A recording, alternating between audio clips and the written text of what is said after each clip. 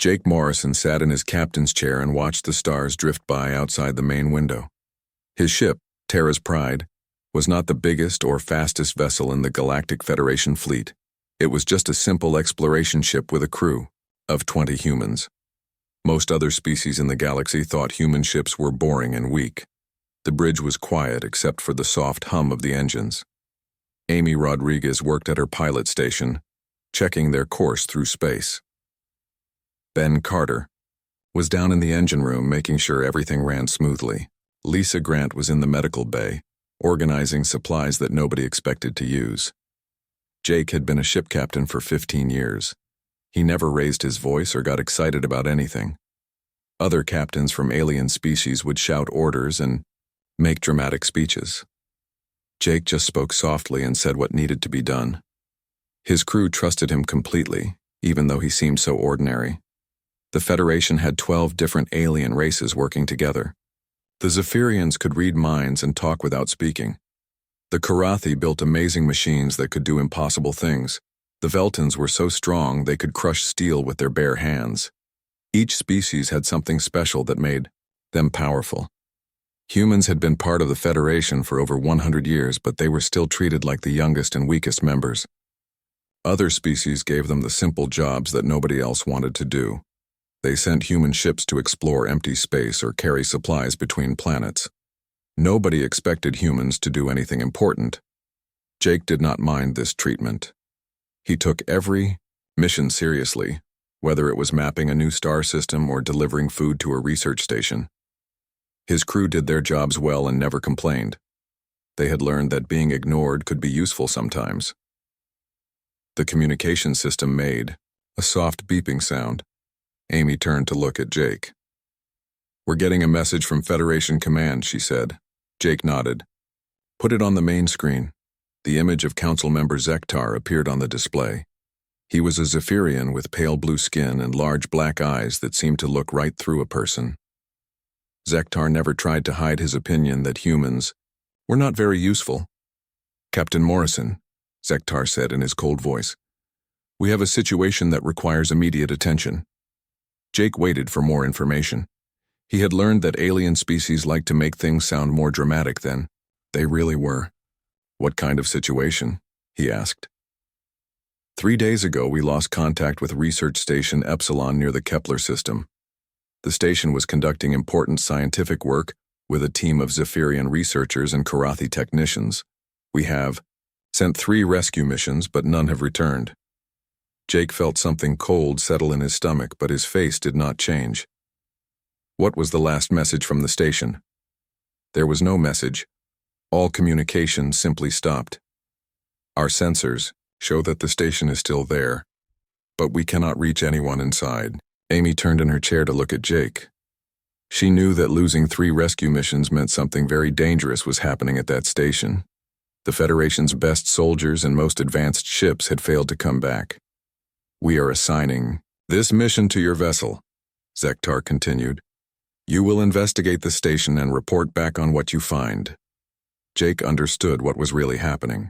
The Federation Council had decided that the station was probably lost forever. They were sending his human crew because they did not expect them to survive either. If Terra's Pride was destroyed, it would not be a big loss to the Federation. "When do we leave?" Jake asked. "Immediately. You will receive the coordinates and station files within the hour." The screen went dark. Amy stared at the empty display for a moment, then looked at Jake. "Captain, this sounds like a suicide mission. 3 Federation ships with experienced crews couldn't handle whatever is at that station." Jake stood up from his chair and walked to the window. He looked out at the stars and thought about what lay ahead. "Maybe," he said quietly. "But maybe not." Ben Carter's voice came through the communication system from the engine room. "Captain, I heard that conversation. Are we really going to that station?" "Yes," Jake replied. "Get the engines ready for a long journey. We leave in 2 hours." Lisa Grant appeared on the bridge a few minutes later. She had obviously heard the news too. "Jake, I've been reading about those rescue missions. The ships that were sent had some of the Federation's best soldiers, Veltans, Karathi battle units. Even a Zephyrian psychic warfare team. Jake nodded. I know. Then you know we're not equipped for whatever destroyed them. We're just a small exploration ship with basic weapons and no special abilities. Jake turned away from the window and looked at his crew. Amy was worried, but trying to hide it. Lisa was scared, but determined to do her job. Ben was probably checking every system on the ship twice to make sure everything worked perfectly. The Federation thinks we're expendable, Jake said. They expect us to fail just like the others. And what do you think? Amy asked. Jake was quiet for a long moment. He thought about all the missions they had completed together, all the times they had solved problems that seemed impossible, all the dangers they had faced with nothing but their wits and determination. I think, Jake said slowly, that sometimes being underestimated can be an advantage. Over the next hour, Jake read through all the files about Research Station Epsilon. The station was built on a planet called Kepler 442b, which had strange energy readings but was considered safe for research. The Zephyrian scientists were studying the planet's unusual magnetic field. The Karathi technicians were testing new equipment designs. The 3 rescue missions had all followed standard Federation procedures. They had approached the planet with full military preparation, using their species' greatest strengths. The Veltans had relied on their superior strength and armor. The Karathi had brought their most advanced technology. The Zephyrians had used their psychic abilities to scan for dangers. All of them had failed completely. Jake closed the files and walked through his ship. He checked on his crew as they prepared for the journey. Amy was plotting their course through space, calculating the fastest route to the Kepler system. Ben was running diagnostics on every system, making sure their modest ship could handle whatever they might find. Lisa was preparing medical supplies and studying what little information they had about the planet's environment. None of them were special, like the other Federation species. They could not read minds, or build impossible machines, or crush steel with their hands. They were just humans doing their jobs as well as they could. But Jake knew something that the Federation Council did not understand. Sometimes the most dangerous person in a room was the one who looked completely ordinary. Sometimes the quiet ones were the ones you should worry about most. Tara's pride left Federation space and headed toward the Kepler system. Jake sat in his captain's chair and watched the stars change as they moved through hyperspace. His crew worked quietly around him, each focused on their tasks. Nobody on the ship talked about the fact that they were probably flying toward their deaths. Nobody mentioned that 3 better-equipped ships had already been lost. They just did their jobs and trusted their quiet captain to get them through whatever was waiting at Research Station Epsilon. Jake Morrison looked completely calm and ordinary as he commanded his ship through the darkness between stars. The Federation saw him as just another expendable human captain. They had no idea what they had really sent to handle their problem. The journey to Kepler 442b took 3 days.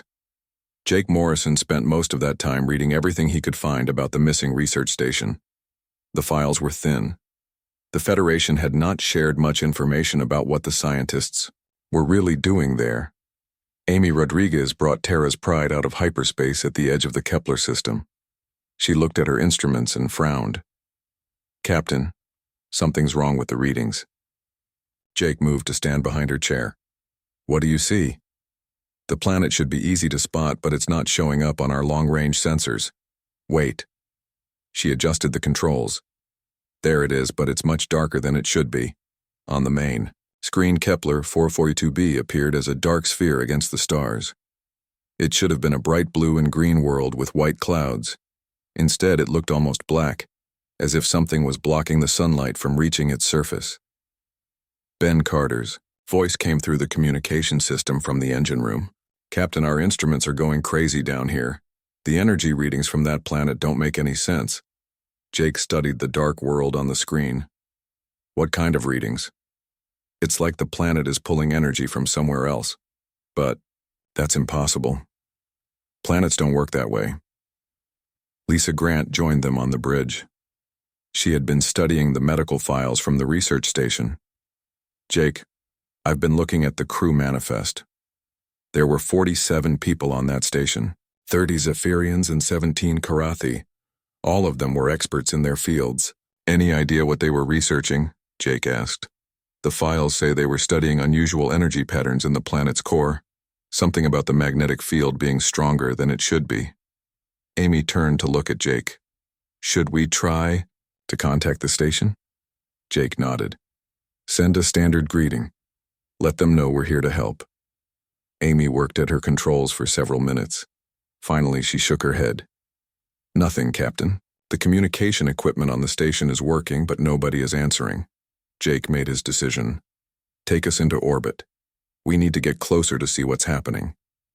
As Terra's Pride moved toward the dark planet, the readings on their instruments became even stranger. Ben reported that their own energy systems were fluctuating for no reason. Lisa noticed that the ship's artificial gravity felt different, as if something was pulling at them from outside. When they reached orbit, they could see Research Station Epsilon on the planet's surface. The station looked normal from above. The buildings were intact, the landing pads were clear, the power generators were still running. I'm reading life signs, Amy said. Multiple contacts moving around inside the station. Jake felt that cold sensation in his stomach again, but stronger this time. How many? At least 50, maybe more, but that's impossible. The station only had 47 people, and 3 rescue ships have been here since then. Lisa checked her medical scanner. The life signs are strange, Captain. They don't match any Federation species in our database. Jake was quiet for a long moment. He thought about the 3 ships that had come here before them. Ships with experienced crews and powerful weapons. None of them had sent so much as a distress signal before disappearing. We're going down to investigate, he said finally. Ben Carter appeared on the bridge. He looked worried. Captain, I really think we should call for backup. Whatever happened to those other ships could happen to us too. Jake turned to look at his chief engineer. Ben was a good man who had served with him for 8 years. He was smart and careful, and he was scared. Jake did not blame him. The Federation already sent their best people, Jake said quietly. If we call for backup, they'll just lose more ships. Then maybe we should leave, Lisa said. Maybe this is one problem that can't be solved. Jake walked to the window and looked down at the dark planet. He could see the research station far below, looking peaceful and normal. But he knew something terrible had happened there. Something that had killed or captured nearly 50 trained Federation personnel. No, he said. We came here to do a job. We're going to do it. Amy prepared the shuttle while Ben gathered equipment from the ship's storage areas. Lisa packed medical supplies and scanning devices. Jake checked his sidearm and made sure his communication device was working. The shuttle tripped down to the planet's surface was rough. The atmosphere was full of electrical storms that had not been there when the research station was first built. Amy had to fight the controls to keep them on course. As they descended through the dark clouds, Jake noticed something odd. The storms seemed to be moving in patterns, as if they were being controlled by something intelligent. Lightning struck their shuttle twice, but the bolts felt different from normal electrical discharge. They landed on the station's main pad without any problems. The landing area was empty and quiet. No ground crew came out to meet them. No lights turned on to guide them to the buildings. Jake stepped out of the shuttle first. The air was breathable but felt heavy and strange. There was a smell like burned metal mixed with something sweet and rotten. The gravity was slightly stronger than Earth normal, but not enough to cause problems. Amy, Ben, and Lisa followed him out of the shuttle. They all carried scanners and communication devices. Jake had insisted that they stay in constant contact with each other and with Terra's Pride in orbit. The main entrance to the research station was open. The doors had been unlocked from the inside. Jake led his team through the entry hall and into the station's central corridor. The hallway was lit by emergency lighting. Their footsteps echoed strangely, as if the sound was being absorbed by something in the walls. Jake noticed that the air recycling system was still running, but it sounded different from normal Federation equipment. They found the first body in the communications room. It was a Zephyrian researcher, still sitting at his workstation. The OR, alien's pale blue skin had turned gray, and his large black eyes were open but empty. There were no visible wounds or signs of struggle. Lisa scanned the body with her medical equipment. "Jake, this doesn't make sense.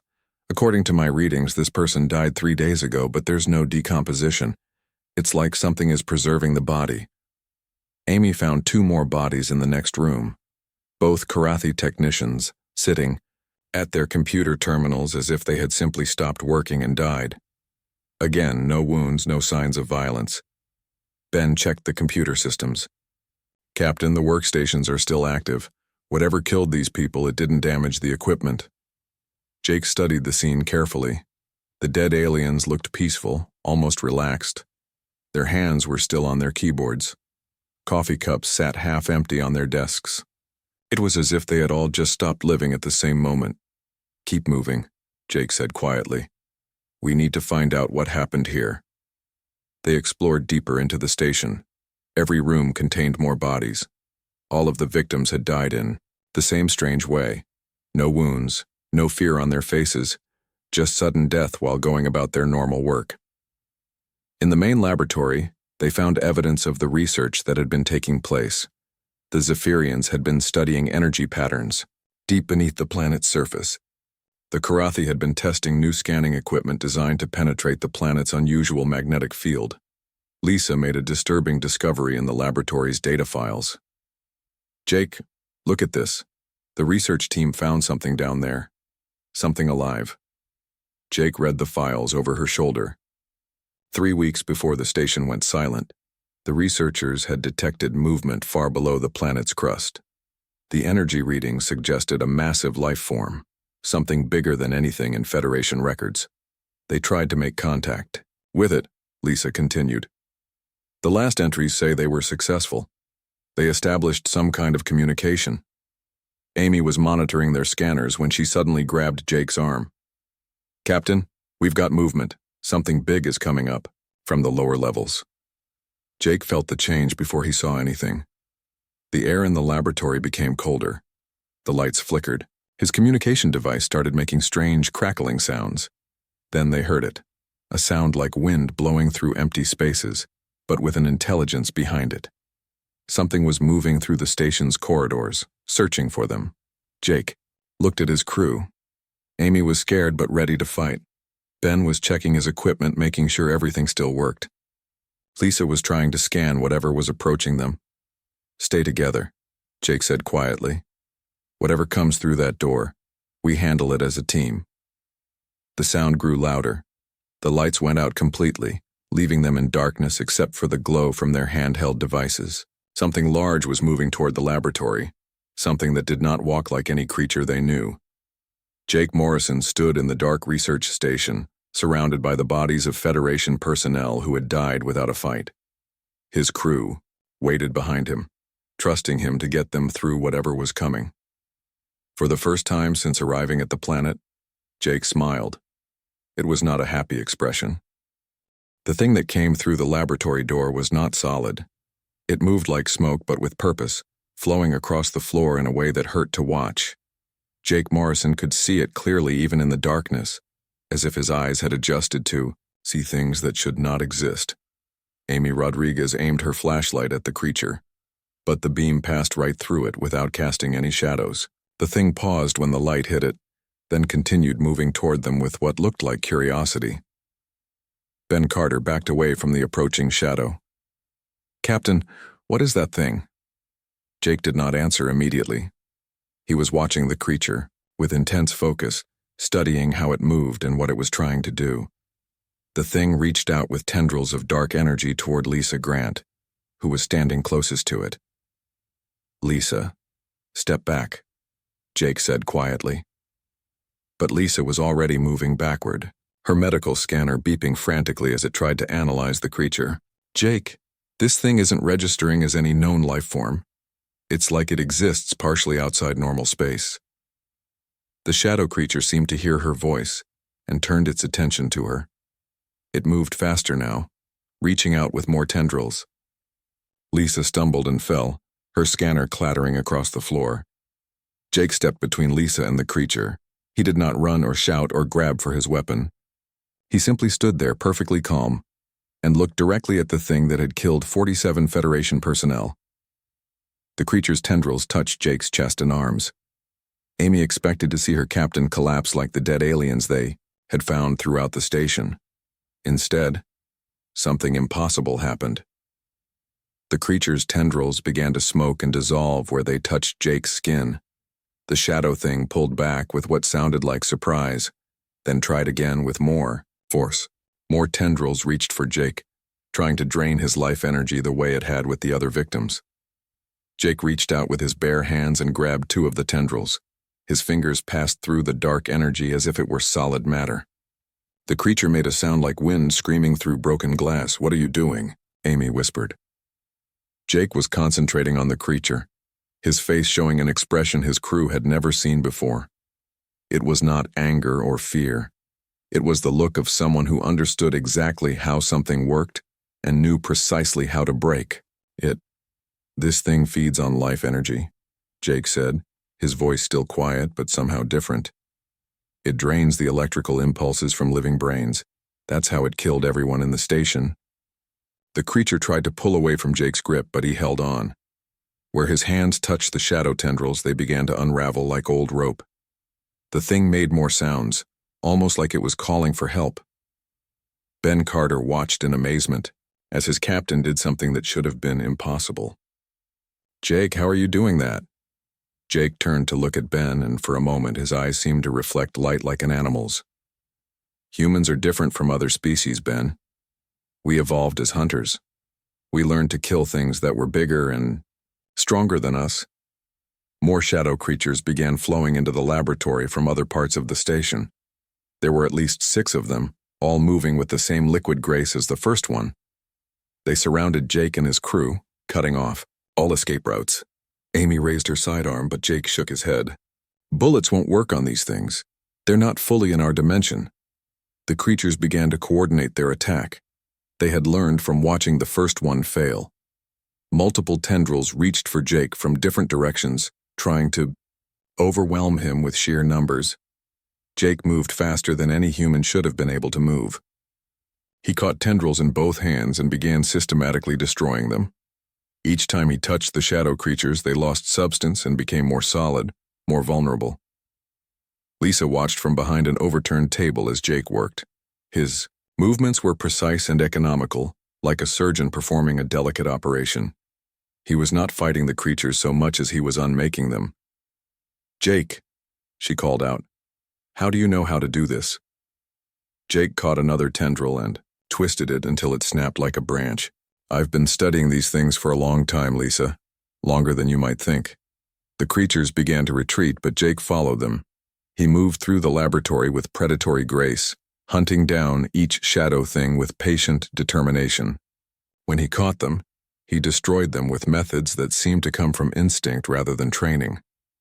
Amy realized that her quiet captain had been hiding something from them for years.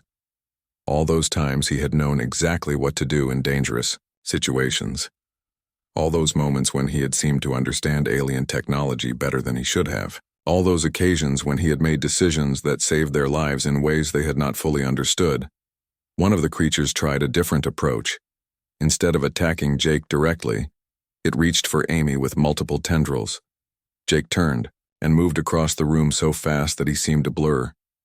He grabbed the creature before it could touch her and began pulling it apart with his bare hands. The shadow thing screamed in frequencies that made the metal walls vibrate. Jake did not seem bothered by the sound. He continued his work with calm efficiency until the creature dissolved completely. Ben Carter found his voice. "Jake, what are you?" Jake turned to face his crew. His breathing was steady and his clothes were not even wrinkled. He looked exactly like the same quiet captain who had led them through space for years, except for his eyes. His eyes held knowledge that ran deeper than any human should possess. "I'm human," Jake said simply. "But humans are not what the Federation thinks we are." The remaining shadow creatures had retreated to the far side of the laboratory. They were communicating with each other in sounds that hurt to hear, trying to understand what had happened to their companions. Jake walked toward them with the same patient determination he had shown throughout the encounter. The creatures tried to flee, but he was faster. One by one, he caught them and destroyed them, each time using methods that seemed impossibly precise. Amy watched her captain work and began to understand something that frightened her.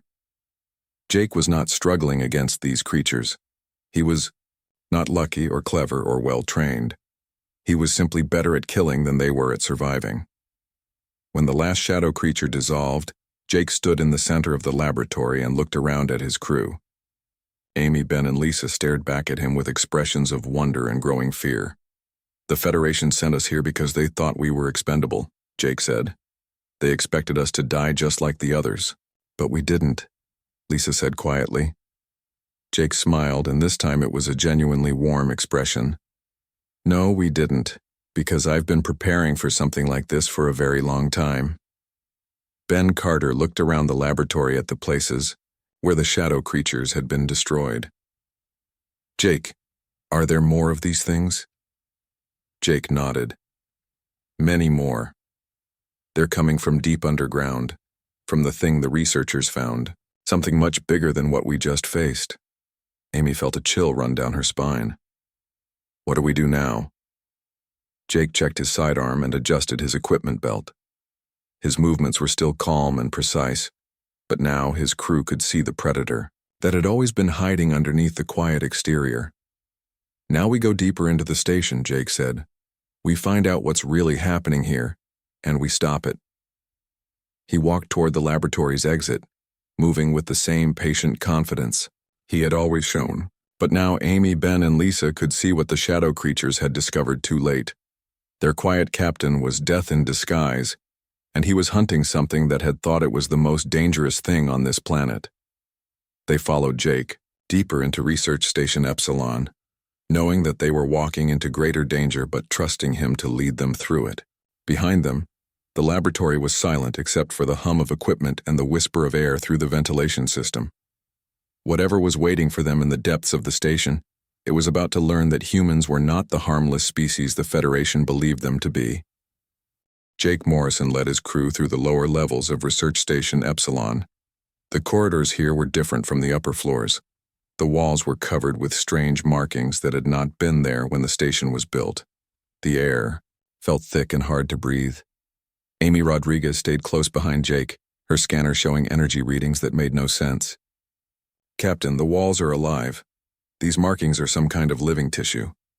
Jake nodded without slowing down. "The creatures have been changing the station, making it more suitable for their needs." Ben Carter examined one of the walls with his engineering tools. "This metal has been transformed into something organic. I've never seen anything like it." Lisa Grant was monitoring their life signs with her medical equipment. "Our heart rates should be much higher after what we just went through." But Jake's readings are completely normal. It's like fighting those shadow creatures was no more stressful than walking down a hallway. They reached the station's central elevator shaft. The elevator car had been destroyed, leaving only twisted metal at the bottom. The shaft extended down into darkness far below the original station levels. Jake looked down into the depths. The researchers found something deep underground, something that's been waiting for a very long time. "Waiting for what?" Amy asked. "For someone to open a door between its world and ours." Jake began climbing down the elevator shaft using the maintenance ladder built into the wall. His crew followed him, their flashlights cutting through the darkness below. The deeper they went, the stranger the walls became. The metal and concrete had been completely replaced by something that looked like black coral. After climbing for 20 minutes, they reached the bottom of the shaft. A tunnel stretched away into the distance, leading deeper underground than the station's original plans had ever called for. The tunnel walls pulsed with a slow rhythm like a heartbeat. "The creatures dug this," Jake said. "They've been building a path between their realm and ours." They walked through the tunnel for what felt like hours. The pulsing walls gave off a faint light that hurt to look at directly. Strange sounds echoed from far ahead, like voices speaking, in languages that had never been meant for human ears. Finally, they reached a massive underground chamber. The ceiling was so high that their flashlights could not reach it. In the center of the chamber stood a structure that defied description. It was part machine, part living creature, part something else entirely. The thing was enormous, easily the size of a building. Cables and tubes connected it to the tunnel walls. Energy flowed through transparent vessels, carrying power from the research station above down into the depths of the planet. "What is that?" Ben whispered.